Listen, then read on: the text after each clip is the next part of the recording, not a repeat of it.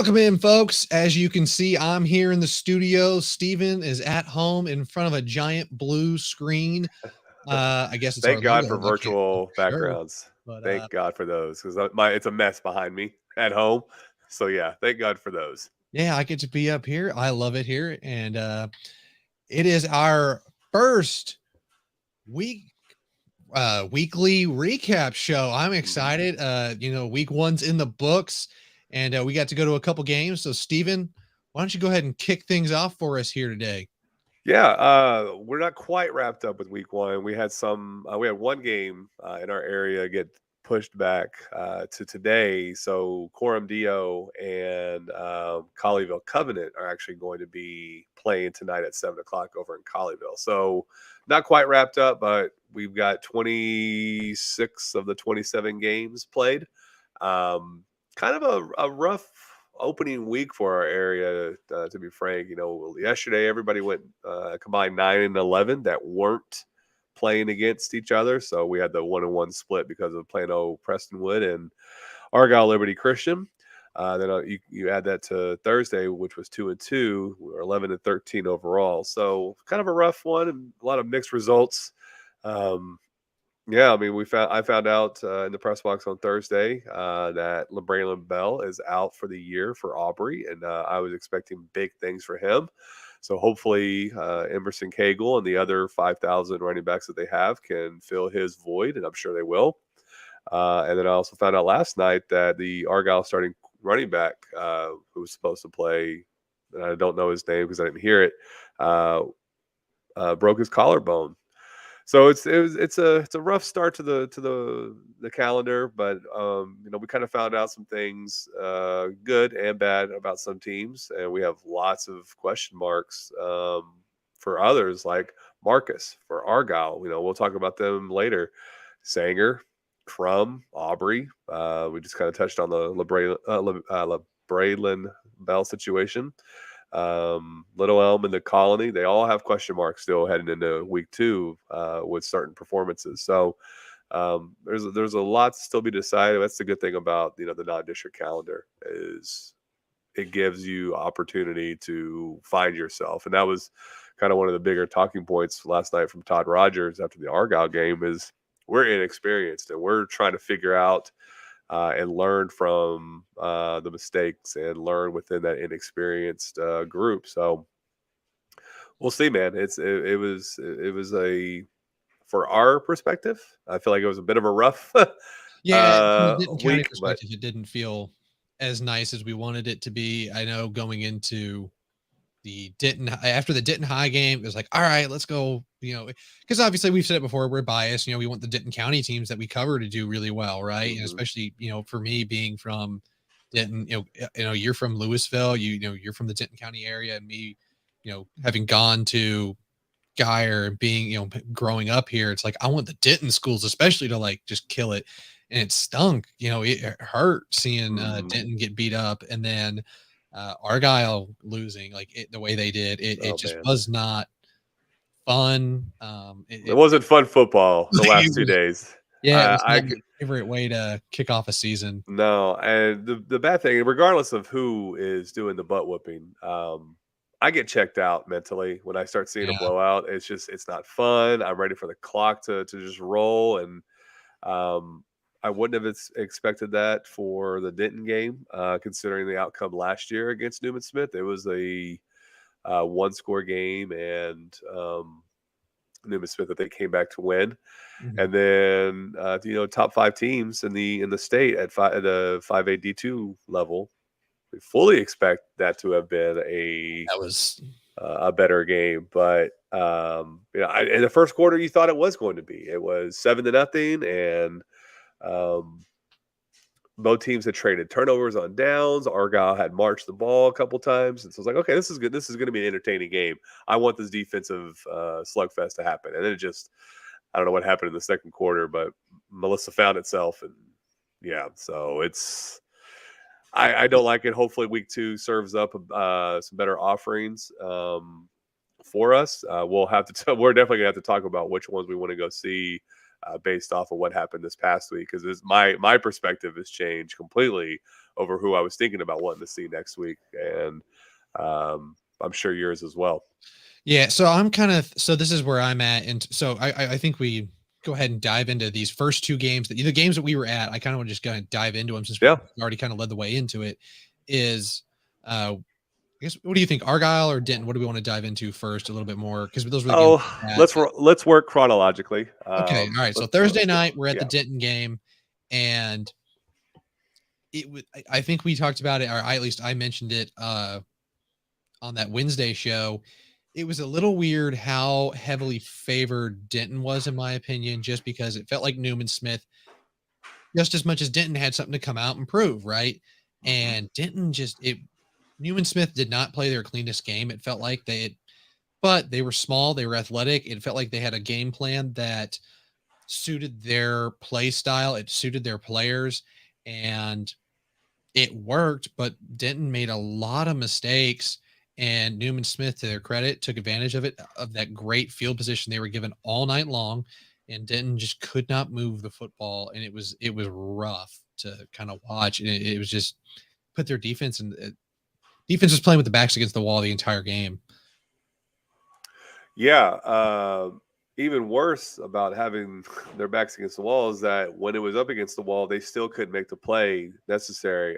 There was at least 20 missed tackles.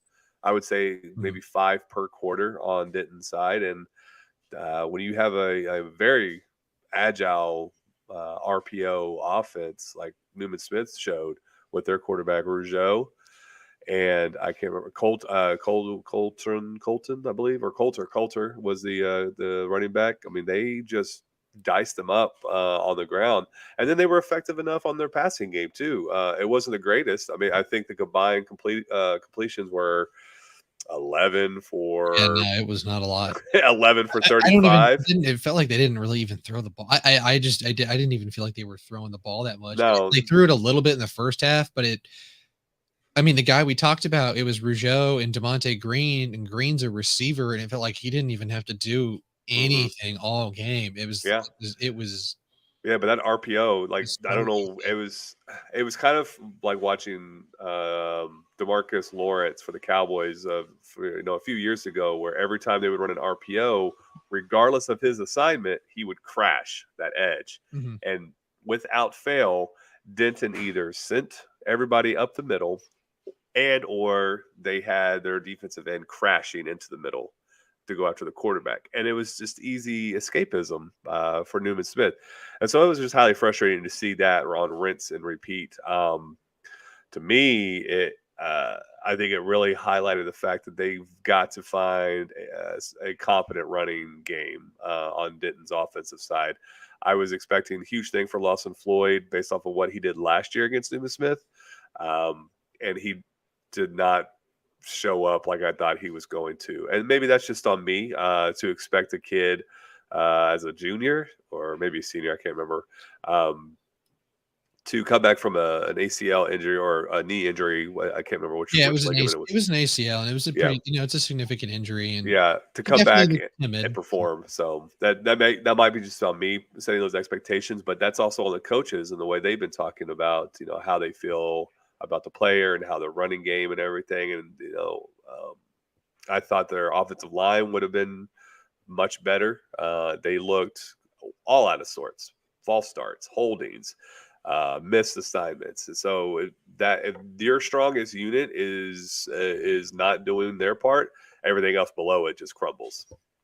Yeah, and I think this is one of those games. I think we'll say the same for both games. Almost is like it feels like two things can be true. One is that Newman Smith is a school that looks like they progressed and have gotten better from where they were a year ago, just from the eye test and things, uh, Yeah, looking at things. And then Denton is a school, or Denton is, things can get better, right? Like it's get week one, it's non-district.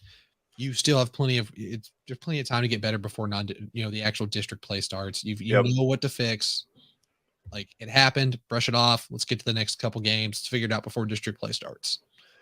yeah. I can't say it any better. That's pretty much what has to happen. And It's going to be a competitive district, I think, Yeah. for Denton. So they're already going to be stuck behind Argyle, Lake Dallas, and then you got to worry about Emerson as well. So you're really battling, Independence and Memorial for that fourth spot. And if they don't, fix these things within district, it's going to be a long season at Old Denton High.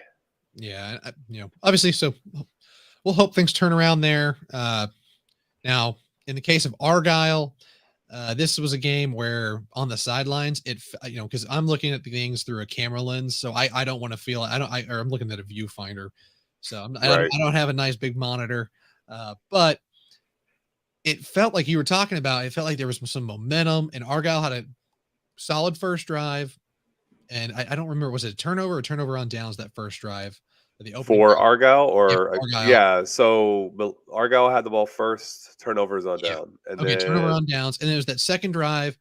It was moving really well, and I think that was where they punched it in, took the 7-0 lead yep, pretty early. And then, I mean, the sidelines were loud. Argyle was feeling it. oh They yeah. recovered a fumble early, and I mean, it felt like this was going to So be it a was great game. weird. It was weird on that fumble. So it was Devon Owen who came in unblocked or off the edge with the strip sack, and he had already just blown up a play earlier on that drive too for TFL. Um, but the ball started like at the 34, and on that fourth down, it was a fourth down play if I'm not mistaken too. Yeah, it was fourth So down. it's so it's either going to be a turnover on down or a strip sack. Well, they marked the ball back at the fourth down line of scrimmage line, which was the 34 of Argyle. And so we were in the booth like, what happened here? Did they rule incomplete? Did they rule bad? Like the fumble fell up 70. It was weird. I don't know. Like he should have been at the 40 something yard line. I mean, they scored. It didn't really matter. Or no. No, they didn't score after that one, but it's 7-10 yards or so of added a missed field position. So it was just weird. Refs had a rough night too for both of the games. So yeah, sorry, I didn't mean to derail your momentum on that No, topic, you're good. but it's just that play just still stands out. Like what did they rule on that play? So anyway, go for it. Yeah, no, so I think for me, it felt like Argyle, just energy wise, as soon as Melissa started to take off, it dissipated. Like the fans were still into it for a little while, and then it like the student section, but it died really fast, and it was so Mhm. weird. I've never seen that from an Argyle team. It was bizarre. It was just felt flat for a lot of the game. It was Uh-huh. bizarre. And I think you'll kind of be able to get into it a little bit more watching from the booth, but I felt like I was seeing more missed tackles and maybe assignments than I had ever seen from Argyle in my life. But like you said, Todd Rogers noted when you in your interview with him, they're a young team, and then Mhm. Melissa's the opposite. They have so many starters coming back, and so Yeah. many of them are going to be guys playing either FBS ball or some form of college football. Yeah, for sure. Mike Leslie, Mike from WFAA, and I were chatting before the game. We were just kind of wondering aloud. Was the number 3 ranking for Argyle just because it has Argyle across the chest? Is it a historical type of thing where you're just ranking a team high in the preseason because of their name? And I think that's what we saw because there's a clear cut difference between number 1 and even number 2. You know, Sock did a okay job going against Duncanville, but they have a lot of questions too. So, but between 1 and 3, that's a huge cliff of difference. And um, yeah, there's a lot of inexperience with Argyle heading into the rest of the season. Um, namely the running back. How long is he going to be out? Is John Gailey going to get any protection? Is that defense going to tackle? And I felt like on the defensive side, we were watching the same thing with Denton, missed tackles everywhere. So It's just more of the same. Hopefully, like we've talked about earlier, they kind of right the ship. They figure themselves out. They've got a lot of room to grow, but they don't have a lot of time to figure it out easily, I should say.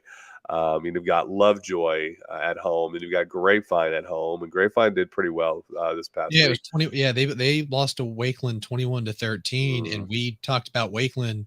The thing we wanted to, from Wakeland was, that's a game where we're going to find out here if Wakeland goes and smokes everyone. Okay, Grapevine's probably pretty legit, and Grapevine could easily go out and, you know, Yeah. how they may have brought up a bunch of JV guys who were really talented. Yep. That is a program that has been around. That new head coach could be, so let's not sleep on the Oh Mustangs. yeah, for sure. And then you've got We talked about it. We wanted to see how Wakeland go out and kind of flip the script and smoke Grapevine, but it's like, we'll pump the brakes on that one because yeah, it's a legit program. They've been for good for a while. for sure. And again, it's that element of the unknown because you have a new coach and you have a lot of new talent coming in for Grapevine. How is that going to stack up against a team that's pretty loaded headed into the season? And to kind of continue the thought about Argyle and their non-district schedule, September 15th wraps up against Montgomery over in Belton. So that's just like last year when they went they started the season 14-0 before losing to Sock.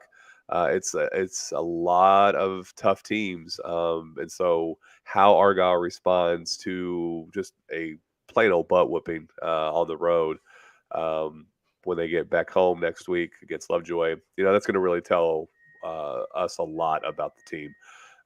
And I want to see Gailey improve. To me, he looked like he was crisp in the pocket and executed well in those first two drives. And then, balls just started getting dropped or overthrown, or the dam broke in front of him and he was being sacked on third down consistently and they had to go 3-and-out a lot. So Yeah, I there's didn't feel like a lot to it clean up. was much to put on Gailey there. I felt like he made some really good plays, some good throws. Oh And, yeah, for sure.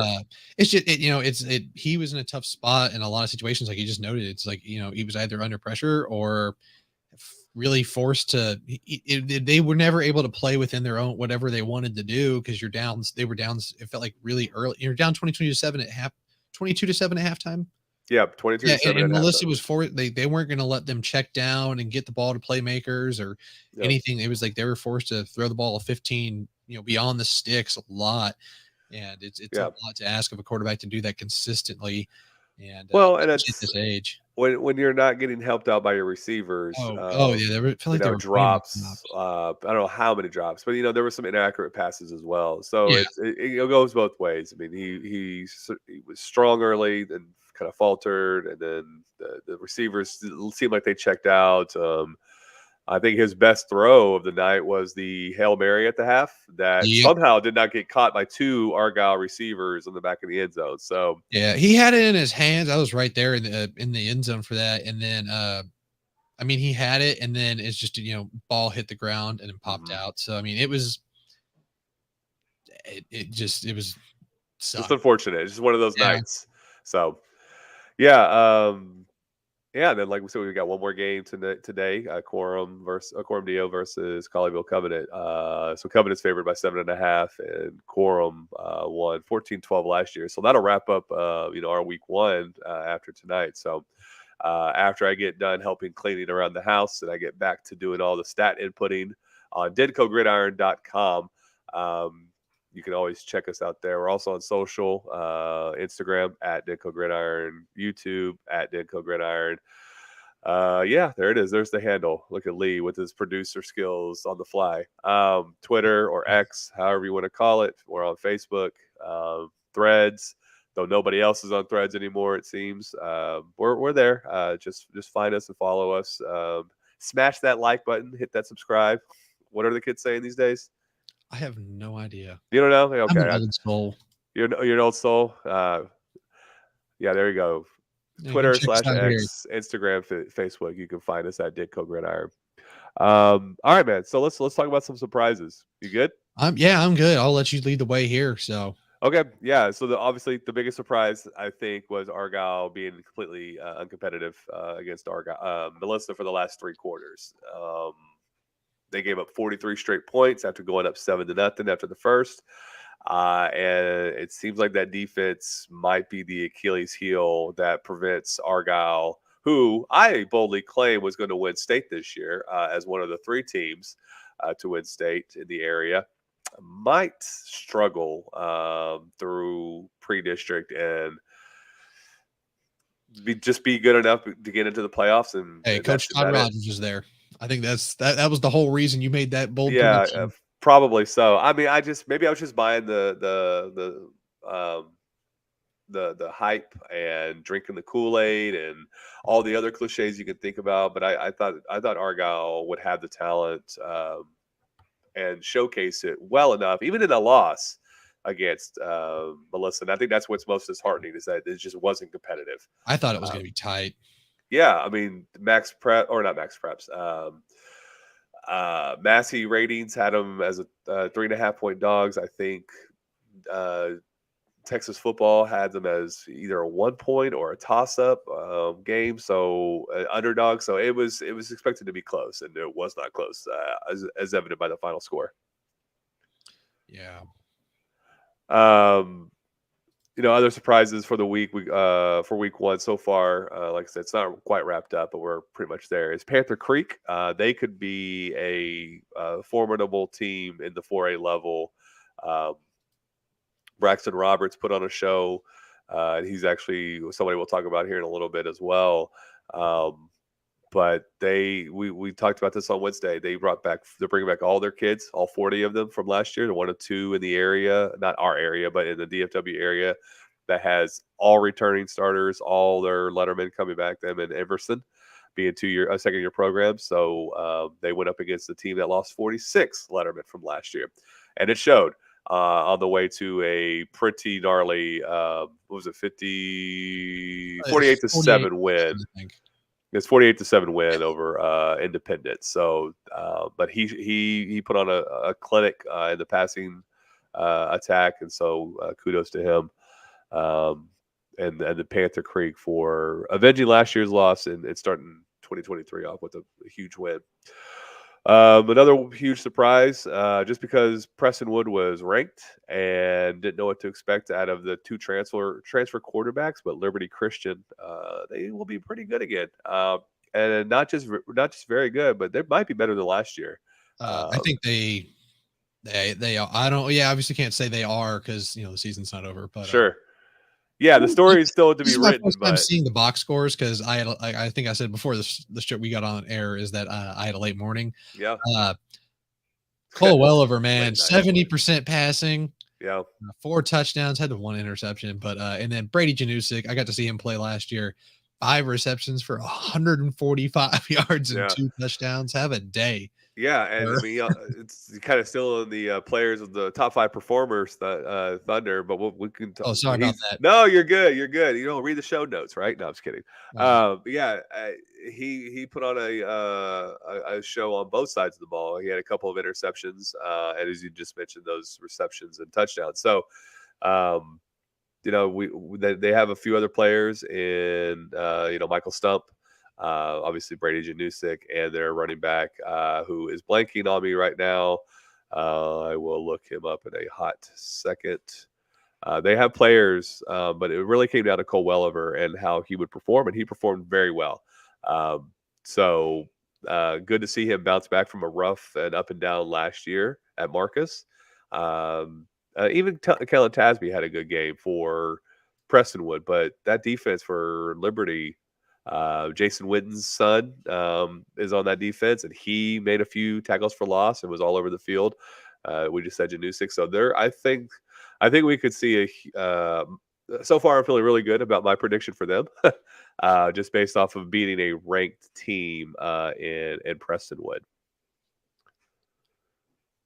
You got anything? Oh yeah. I thought you were taking us into the next, but bit. No. The only thing I would add is I just know that they were always pretty high on Jason Witten's son, kind of being an anchor. Yep. Double check. Correct me if I'm wrong. I think he's playing linebacker.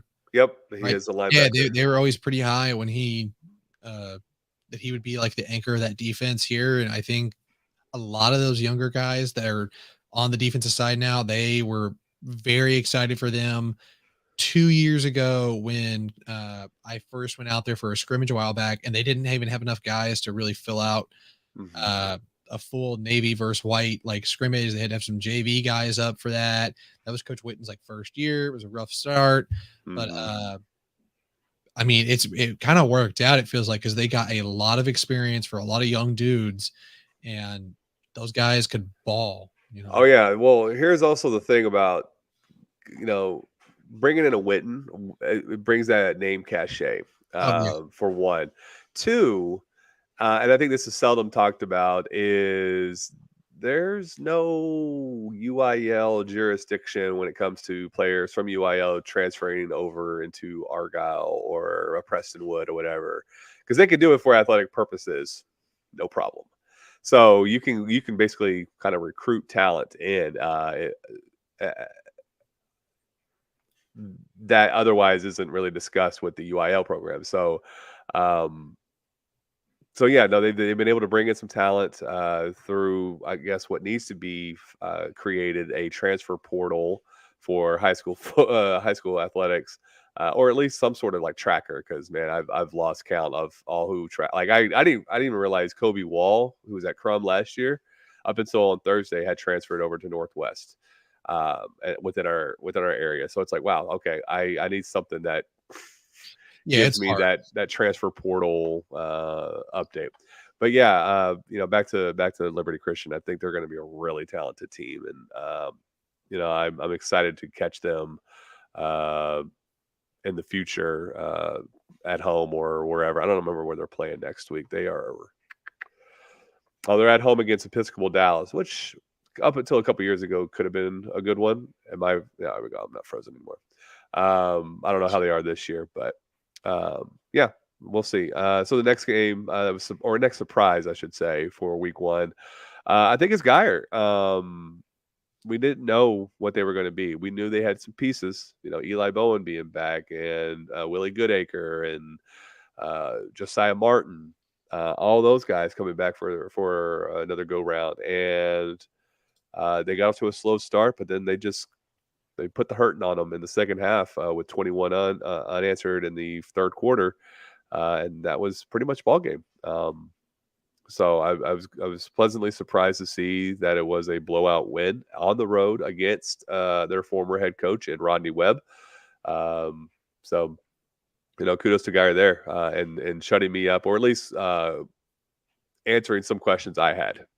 Same here. Answered all the questions I had. Rockwall Heath team that was bringing back some pretty good players. I mean, I don't have any kind of calmed all my worries.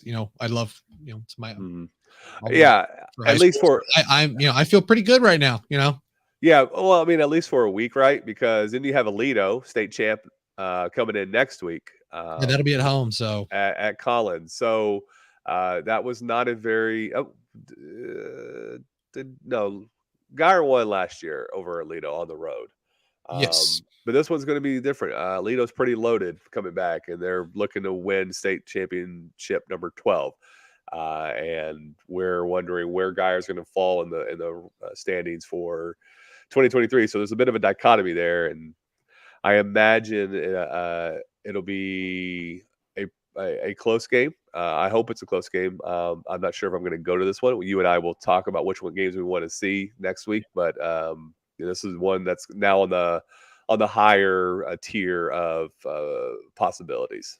definitely feels like it's on the list just because we're recalling from I was at the Guy or Rockwall Heath game last year because I thought Rockwall Heath the year before had made a deep run, and this is 2021 that Heath Yep. had made a deep run in the playoffs.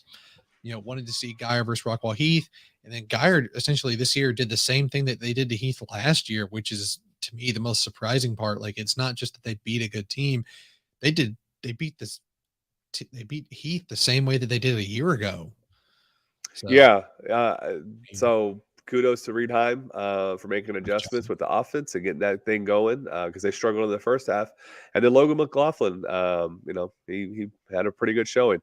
It wasn't, Jackson Arnold, but I don't think anybody should expect that either. Jackson Arnold was a rare talent that he kind of he had baby lamb legs when he had to enter the fire for state when Eli Stowers went out, and the kid just blossomed into the National Player of the Year for Gatorade. And for anybody to have those expectations for a first-year starter over in Geyer, need to kind of tamper him, but he did well enough to get them a solid win as well as that defense. So, all right, other surprises. We got a couple more for this week. This one has really stuck out to me. I'm going to try to get an interview with him soon. I just want to hear his story, maybe type of it in his own words, but Ryan's unsung hero, or unknown hero, I should say. This is TJ Hobbs, who had 2 touchdowns, including the game winner with 2 seconds left. Now they got bailed out by some pass interference calls that allowed them to get into the 2-yard line, because at some point they were at the 35-40 of New Braunfels, and having just choked away the lead again late. But for him to orchestrate that drive and then put it on Jose Melendez in his hands perfectly. It's TJ Hobbs, who came from Nolan Catholic as well as Moore, Oklahoma, then back down here. And he was at Moore as of like April this year. So there was a lot of changeover there for him. I just want to hear his story and talk with him. But I think that was a huge surprise, just because I can just imagine the players who came back from last year's team that saw that New Braunfels loss firsthand, and then it happened again. Ryan went up 21-9 after being down 9-0, and then here comes New Braunfels in the second half. And so it was a good orchestration of a comeback and being steady and riding that ship. Yeah, hats off to Ryan. Enjoyed seeing the video I saw of them, having that game-winning drive and stuff. Yep. It was fun to watch. Yeah, for sure. I mean, there's nothing like a walk-off win in football where it's either a field goal where everybody can just rush the field and celebrate with that player, or a touchdown, or sack, or whatever, something that concludes the game emphatically as opposed to just a kneel down. That's always fun. So shout out to TJ Hobbs for being this complete unknown to both John and I from the Denton Record Chronicle, and orchestrating a win. Because again, those if they had lost those questions again, like, oh my goodness, what kind of year are we about to have where we go up and then lose to New Braunfels late again? So now you can write your own story and not have to worry about are we going to do it again from last year. And then lastly, this is just a quandary of mine, is about Byron Ellison from Louisville. Recently committed to Tulsa. He did that on Friday, I believe. Committed to Tulsa, maybe on Thursday. No, it was Friday. It was Eli Bowen who committed to Oklahoma with his brother. I'm sure are you going to get a 20 or 18 jersey up there? Hey, I'm going to get all of the jerseys. We'll have all of them at some point, and we're just going to. Yeah, so you should get like a quad OU jersey where it's Billy Bowman's number and Jaden Hardy's number, Peyton Bowen and Eli Bowen's number, just all on your back. It's the Denko Sooners. And just a Denton County. I'll just have all the Denton County. I'm loving the Denton OU pipeline. Yeah, I mean, I'm loving it, baby. What's crazy is like the just Denton County to Oklahoma, the state pipeline, because then you've got David Kabongo for Denton, Byron Nelson going to OSU. Yep. You've got Byron, who I just mentioned a minute ago. He's going to Tulsa. Ashton Williams is going to Tulsa. And I feel like, there's a kid from Marcus going to Tulsa. So it's like, what's happened? What's up in Oklahoma that is so interesting? Because I've been there. I'm not a fan of the state. It's basically it's Gainesville all across. That's a Oklahoma. Good description, is Gainesville, but all across. That's a pretty solid description. If you go east, there's some trees and hills, and it's really nice. but that's not what Tulsa or Yeah, it's Stillwater is. very courteous but slow drivers in Oklahoma. But I don't see the. I mean, it's basically just Texas to me, but just further north. Anywho, so something's happening in Oklahoma where all the talent in Denton area is heading. Now Eli makes more sense to me just because his brother's there and whatnot. But yeah. Um, Anywho, so I was talking about Byron Ellison. Recently committed to Tulsa on Friday. Uh, I haven't heard of any injury news, but he only got 2 carries, and one of them being a 4-yard touchdown. So that accounted for everything that he did. Now I don't know if that was his first carry or his second carry. Uh, don't know if he was injured or maybe it was just, well, we're up 20-0 already here in the first quarter, so let's not overdo it. Maybe he was just shaken up for practice. Haven't heard anything, but he only got 2 carries, and was expecting a 6,000 yard performance last night. So So the one note so looking at the box scores, the one thing I'll note is like Ethan Terrell, 8 for 12 passing, and then they used 1, 2, 3, 4. Looks like 6 different total rushers. Vance Walker led the way with 9 attempts. So I mean, they were not using a ton. They weren't. Everything's pretty. They were sharing a workload. It looked like with a lot of guys. So in terms of the rushing, everything, offense was just pretty easy. Some big look. I would assume if we had a little bit more info, probably had some big plays. Got off the field pretty quick, and then like you were kind of hinting at, just why wear out your running backs, especially Byron Ellison, who you're going to need in district play and in the playoffs throughout the year. Like Ethan Terrell only carried the ball 4 times. yeah, It was for 50 yards. So, and that's a pretty low number for him to carry it only 4 times. yeah, for sure. And again, it could have just been Odell just saying, we know what we have in these guys where we are comfortably ahead. Let's just work in what we don't know to see where these guys fit. Exactly. And how they'll handle varsity action. So that's very possible of what happened. But I'd still like to find out from Byron or Coach Odell about his workload. So I'll work that angle with them and see what we come up with. Anything else, man, that kind of stood out to you? Week 1 surprises? Week 1, I think the one surprise, I guess, would be Red Oak in the Colony. I like that the Colony, I think we talked about the Colony's offense a little bit more. I like that they only gave up 19 points. Yep. I think moving forward, Red Oak is a very good team. Playoff team. They beat Ryan last year. Beat Ryan a year ago. And we knew that the Red Oak defense was pretty good. That's where most of their talent is kind of condensed, is on that defensive side of the ball. That's what I'm trying to recall. Is I think they have 3 guys that are on that 20 on those like recruiting boards on 3 and stuff. That's where they typically end up on those national recruitings. It's like 3 guys on that. It's on the defensive side. So scoring a lot of points was going to be kind of tough to begin with. Sure. I like that the Colony's defense stepped up, 19 points. That's good to see. I like that. The offense, I think there's going to be a lot of room for them to get better through the season, get into district play, start scoring some more points, because they did that last year just fine. Their issue, you talked about it on Wednesday, was they had a tendency to give up a lot of points. Yeah, for sure. Their defense definitely impressed in week 1. So apparently it was I missed a point somewhere or a touchdown, but they only lost 19-16 instead of 19-9 that I thought they did. Okay, that's even better.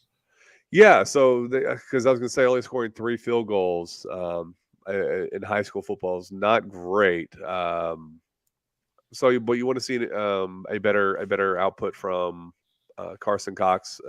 Only 6 of 23 passing for 155 yards. But they leveraged 3 running backs, Carson being one of them because he is a dual threat. Then Harold Gibson and Kendrick McClouden all were 68 yards and above. So just a better performance overall out of their offense. I think that has something to say about Red Oak's defense, or at least bending but not breaking, and only allowing that 1 touchdown. So, but they also gave up a safety in terms of the offense for Red Oak, the Colony. So some things to clean up. A close loss again to Red Oak. Not the fireworks that we were expecting like last year, but Mhm. uh, I think solid. I was impressed just because again it kind of helped answer some questions for them. It's like is that defense going to contend to keep that offense in the mix each game? And Yep. so far, yes. But we'll see what happens with week 2 and the rest of the non-district. They have to go to Royce City, and uh, then they go into district play, and that starts with South Hills and that should be an easy win for them because it was last year. It was like I don't know, 63-0 at halftime or something. It was bad, um, but yeah. So kudos Yeah. to Colony. The last one for me is actually going to be Hebron 39-34. Jesuit, typically, they've been a solid program for a while now. Mhm. But I like seeing Hebron get off to a win to start the season. Yeah, Just a good step in the right direction. Got some decent quarterback play at 60, Creighton Jr. out, 60% passing to start the year. Just felt like, everything kind of clicked pretty well for them, at least offensively. Uh, I just, yeah. It good wasn't a step in the right direction for them. absolutely, Year. especially for year 2 under John Towles. It wasn't a juggernaut performance, and they had to withstand Jesuits' comeback, and uh, they held them off, and so it's a good solid week 1 win for a team that has some pieces on defense, has some pieces on offense, and let's see how it all coalesces. Yeah, and that's it in terms of surprises. That's kind of it for me. Not surprises, but things that I wanted to see or a little bit surprised by. Yeah, But they just kind of stand out for yeah, just sure. stood out. I'm good for the Hawks. I love seeing that. I know John Towles. Everything I've heard, everyone loves him. So Hmm. Yeah, no, he's a a good lot champion of Brian Basil, or sorry, Brazil, um, and what he stood for, and rest in peace for him. of, Um, but he was their only coach, and now John is their second program coach, and I think I can't remember where he comes from. I know he comes from like the Houston area. So last year was okay, and then hopefully this year is better, and he has them on the right path forward. Um, I have a surprise, um, not performer, or just a surprise for week 1. I was kind of disappointed in the Wi-Fi at Melissa's new stadium. Now I've been to a few brand new stadiums on week 1 through the years. Last year it was Carico over in Little Elm / Braswell, wherever you want to call them. Um, and then it was they everything was on the up and up outside of some cleaning that they had to finish doing, like mopping or whatever, or wiping down counters. Uh, Everything went off without a hitch. And then last night, that Kenny Deal Stadium, Wi-Fi was sluggish.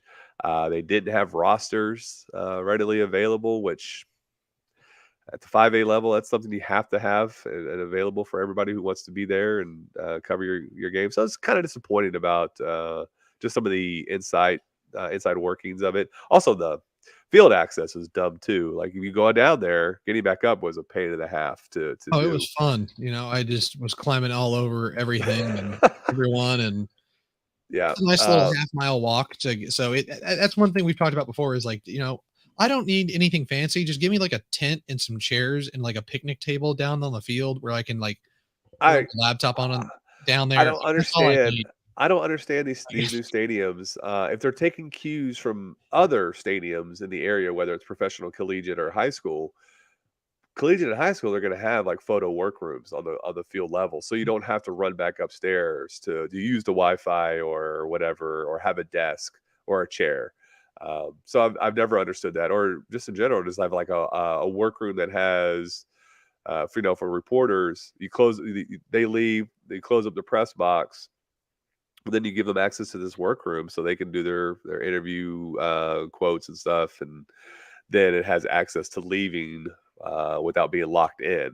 So it's just like, come on, let's think just one more half step forward from where you're at to make it all accessible. So It'd be really cool because then we can like then it's like I don't have to drive because like I drove home, I had my hour-long drive home, and then it's like I get home, it's like I'm not gonna do any of this stuff until tomorrow. It's like yeah, so.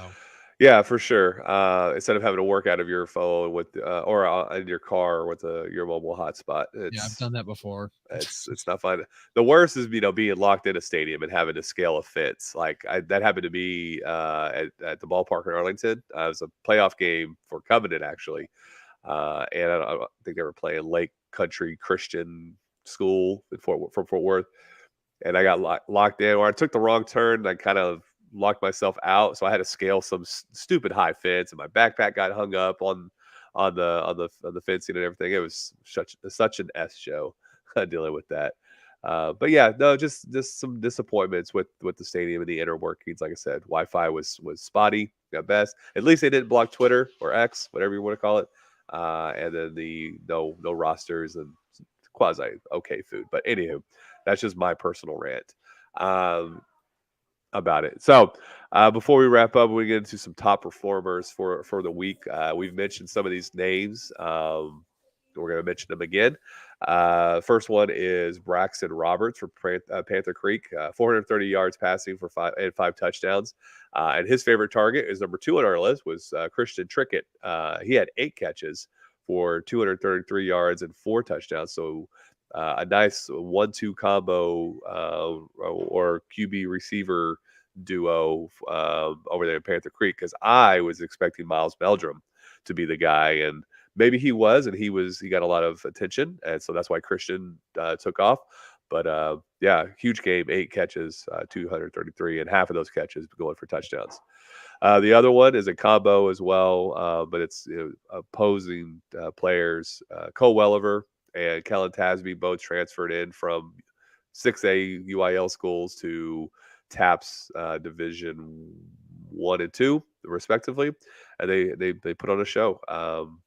They both were over 300 yards, and they combined for 7 touchdown passes. So it's good to see those two guys step in and deliver for their teams.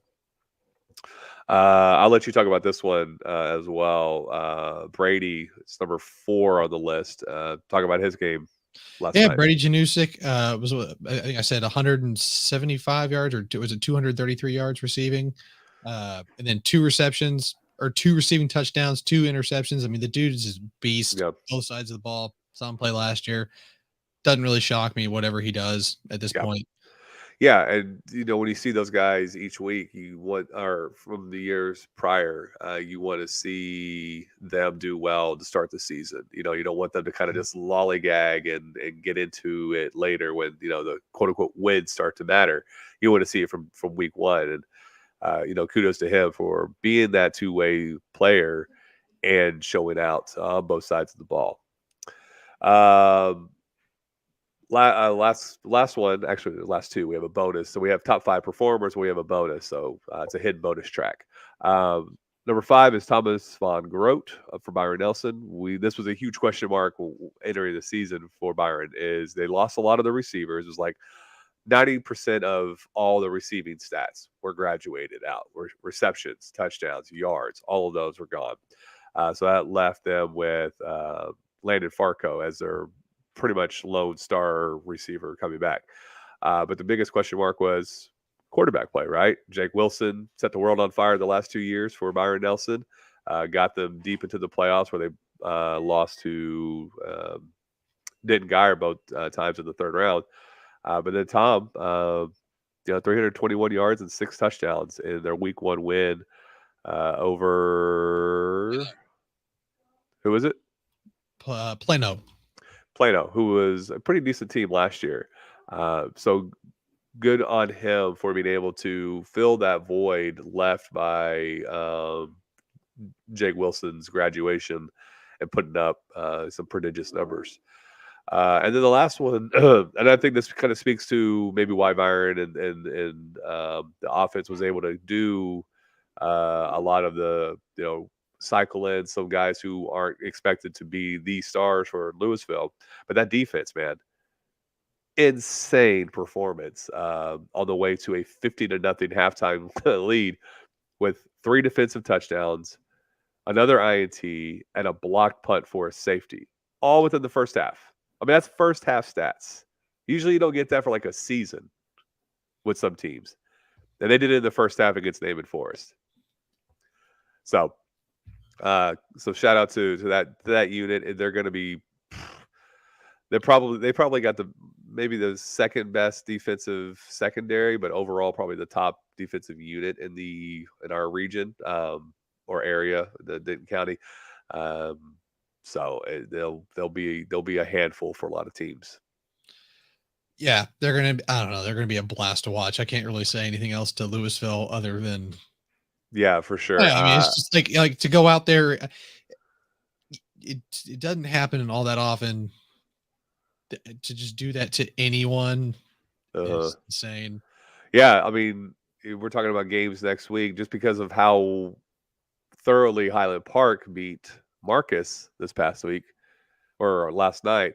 You have Louisville and Highland Park meeting next week. So it's like, man, I don't want to go there because it's in a terrible location. But Highland Stadium is looking pretty interesting for next Friday.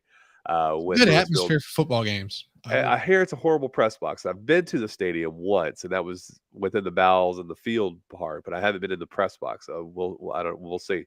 But you and I are going to have to chat about which ones we want to go to. So yeah, let's kind of close the show. What are we looking forward to next week? What are you seeing? What are you interested in terms of games, teams, or players? What I'm looking forward to next week is definitely going to be. There's three that kind of come off the top of my head. It's going to be Guyer-Aledo.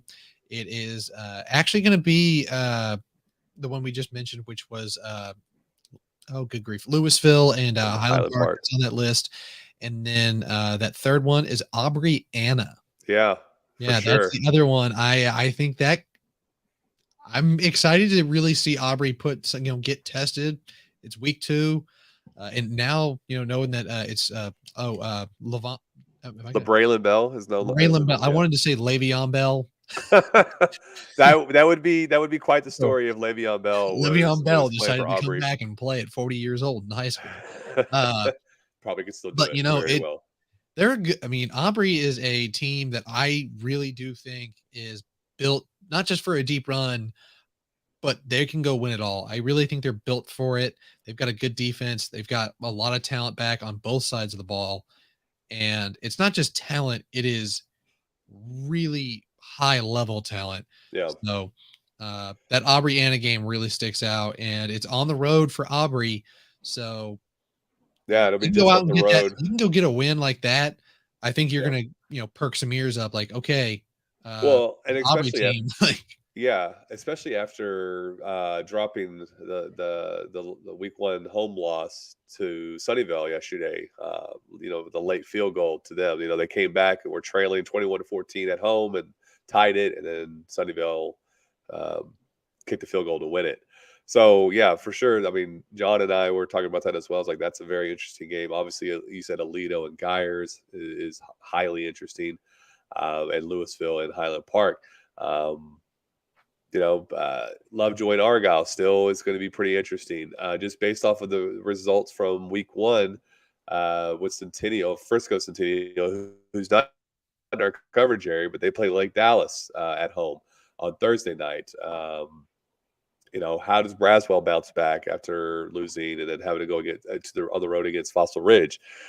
Same thing with Chisholm Trail and Denton. I mean, there's a lot of different storylines in terms of just the teams. Of course, you have the sub storylines or the plot lines with the players, and who didn't perform well or who did perform well. Ponder has its first game of the year this week as well over in Herman Clark Stadium. So yeah, there's a lot to be interested in. So I'm glad we're here. The nights are long. The mornings are early on Friday and Saturday mornings. But I wouldn't have it any other way, and I'm ready to knock out the last 15 weeks. I am too. It's that time of year, and football's fun. Love it. Yeah, absolutely. Like I said on Wednesday, is the only thing that can make this heat a little less insufferable. So, yeah, man. Any last parting shots that you want to give us? I don't think I have any other last parting shots other than make sure you go follow Steven at I am Speeders, if that's correct, right? Yeah, Uh, Speeders. on Twitter, Instagram, whatever socials you're on. Just the Twizzlers, man. Just the Just Twizzlers. X, whatever Yeah, I'm we're at, on where X. we're on now. And then you can find me. I'm the same on X. You can find me on Instagram as well. That's where I'll try to post most of the videos I have from game days. The Denton County Cowboy Bebop. Yep. That's what it is, man.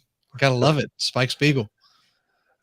You are way over my head right now. So that's fine. And we love this.